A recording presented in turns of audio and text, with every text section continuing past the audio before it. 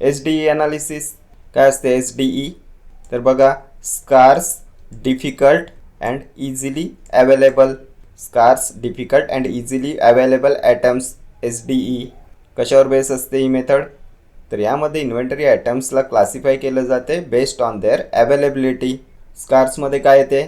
तर difficult to obtain atoms येतात. यामध्ये ज्या ॲटम्सची लिमिटेड अवेलेबिलिटी आहे ते येतात स्कार्समध्ये. यांची हाय डिमांड असते किंवा यांना इम्पोर्ट करावं लागतं दुसऱ्या लोकेशनवरून. डिफिकल्टमध्ये काय येते? तर इझिली अवेलेबल नसतात हे atoms. These atoms are not readily available. इझीमध्ये काय येते? तर इझिली अवेलेबल असतात मार्केटमध्ये इझी ॲटम्स. ठीक आहे. तर या सर्व टेक्निक खूप जास्त इम्पॉर्टंट आहेत तुमच्या एक्झामिनेशन पॉईंट ऑफ व्ह्यूने. तुम्हाला सिलेबसमध्ये क्लिअरली मेन्शन टॉपिक आहे.